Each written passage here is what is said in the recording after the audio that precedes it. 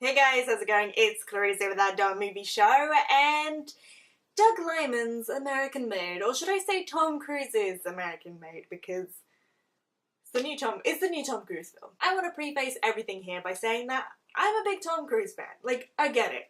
I get his deal. Like, but all the Scientology stuff aside, I like him. I like that he's like this flashback to the grand old days of the studio system. He's a perfectly crafted, shiny little celebrity man. You know, he's like a sanded down gemstone. But Tom Cruise has not been having a good year.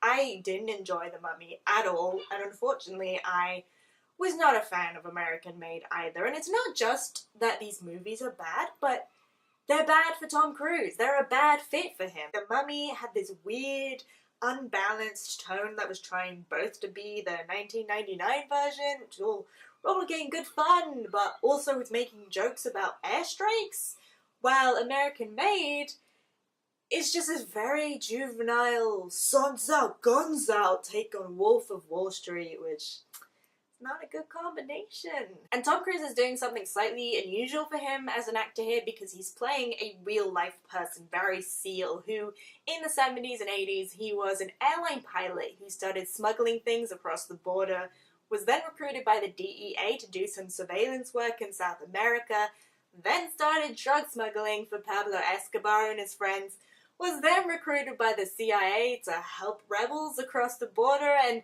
it's a story that just gets crazier and crazier and crazier with every turn, and he also ends up making a lot of money. So at its core, American Made is one of those classic tales of greed and corruption and the people who have achieved the American dream just a little too fully, perhaps. And, you know, those stories do crop up over and over again throughout history. I think you could argue The Great Gatsby is one, and, you know, definitely The Wolf of Wall Street.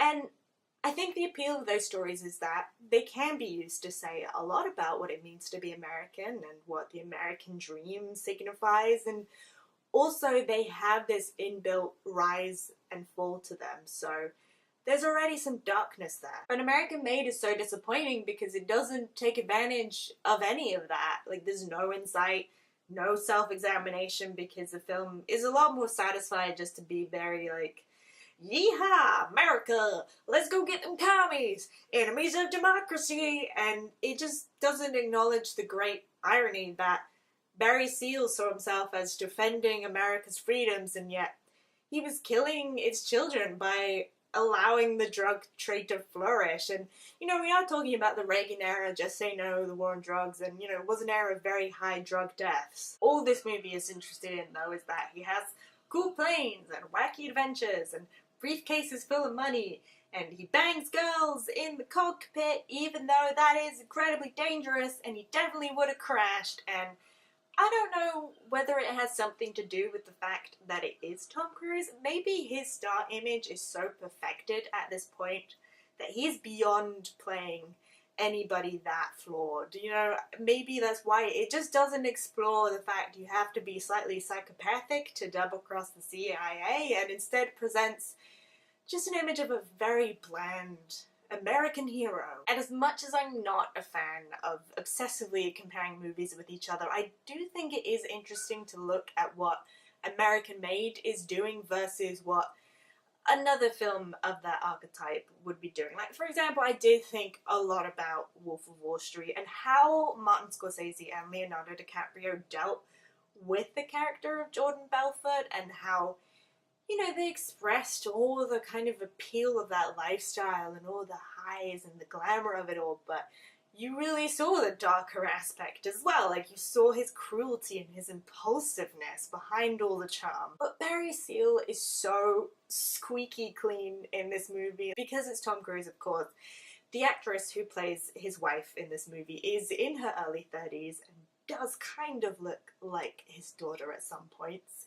And, you know, he's very sweet to his wife. He's very loving. They have a very loving relationship. He's so good to his kid.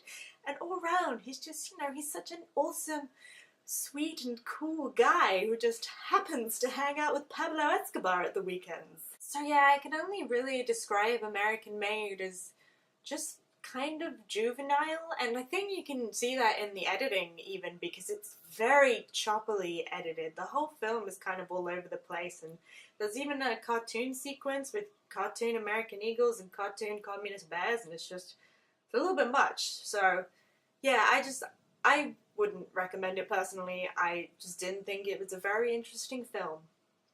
But I still love Tom Cruise, and I'm excited about the next Mission Impossible. Let's get it out quickly. But if you've had a chance to see American Made, I would love to know what you guys thought. You can let me know down in the comments below, or you can hit me up on Twitter, details down in that description box. Also, don't forget to like and subscribe so we can hang out and talk about movies. I'll see you guys soon. Bye!